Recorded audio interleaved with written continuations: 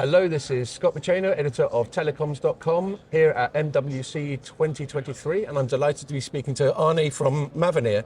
So Arnie, I know from talking to you earlier that partners is a big theme for you and your company at the show, so perhaps you could tell us a little bit more about that. Thanks for having me on. I know it's been a busy week. Yes, why partners for us, right? I'd say compared to some of the larger companies, for us it's not just a matter of necessity, it's also a matter of choice. Partners are important for us for several reasons. One of them is, of course, being more competitive in the market. So there are technology partnerships that we work on that help us build a more competitive portfolio. The second one, I would say, are strategic partnerships which allow us to differentiate in the market, whether it's in terms of the kind of propositions we have, the business models that we support, the scaling elements that we can drive.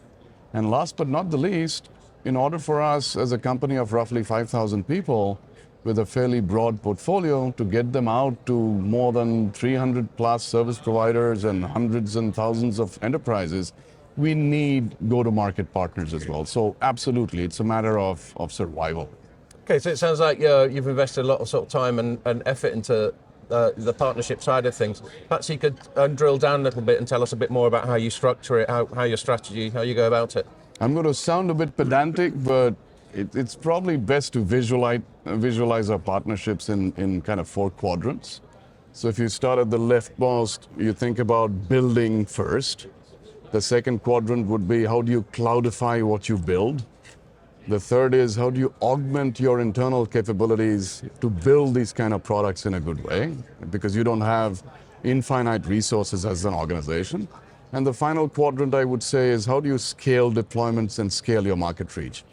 So if I focus maybe on the first quadrant, which is build, we work with some of the biggest technology majors in the industry, likes of, let's say, Intel, for instance, or NVIDIA, to VMware, to AMD, Qualcomm.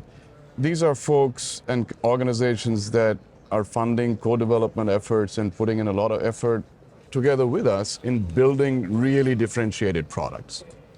The second part is, as a cloud-first company, for us it's imperative that we are able to really drive differentiation in terms of a faster adoption of public and private clouds into the network infrastructure business that allows for scaling efficiencies, business economic viability, and really more quicker adoption of newer technologies and mitigating technology obsolescence.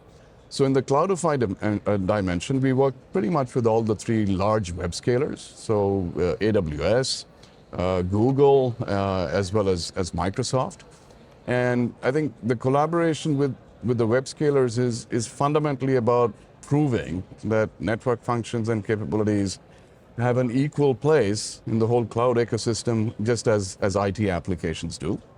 The third part is relatively more traditional, which is augmenting internal capabilities with partners that supply us with engineering support or insourcing, let's say, some additional service support where we lack, competence or heads.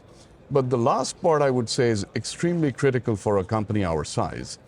So even though we currently have about 250 service provider customers and dozens of enterprise customers, we have ambitions to service and serve more markets, more segments.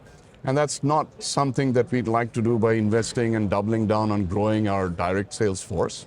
So to work with system integration partners that help us in the go-to-market dimension of things is absolutely a must, not just a nice to have for us. Okay. Just one sort of final question. It's easy to talk a good game about partnerships, and you've mentioned a lot of big companies there. Do you have any sort of specific illustrations that sort of prove that your approach to partnership is effective? It is, and I'm not really a fan of cliched PRs, and I'm sure you're swamped and deluged this week and the preceding week of the Mobile World Congress with everyone's working with everyone else, and it's like one gigantic group hug. For us, PR is more a consequence and an outcome and a happy consequence of some real work that we are doing with some of these partners. And just as a proof point, as you can see, we are maybe just doing logos of some of the partner constellations here, but we are not demoing stuff in our booth. Right. we felt the real proof, let's say, that would substantiate the depth to which we are collaborating with these companies would be if they voluntarily showcase some of the collaborative efforts in their, halls and booths. So just to call out a couple of things, one of the biggest partnerships that I really want to put a spotlight on is the whole dimension of the Cloudify principle. So we are working very closely, like I said, with all three web-scale partners, but AWS is a very, very critical partner of ours, and I hope we are for them too. What we have done with AWS is pretty much the entire network stack, starting from the Open RAN or the virtualized RAN environment of the CUDU, to the completely fully automated packet core, to our messaging solutions, to voice over LTE or VoNR and IMS capabilities, to messaging and even our BSS. The entire network stack is on AWS.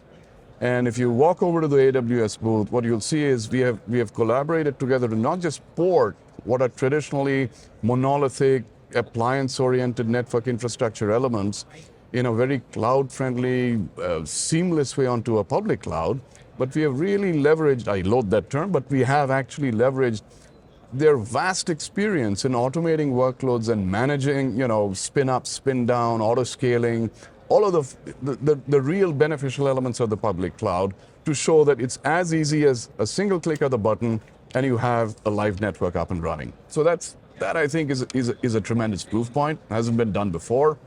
The second, I think, what I'd like to call out is we are selectively doing our own hardware. We are a software-first company, but we decided to start working on a few radio platforms to really accelerate the growth of the ecosystem.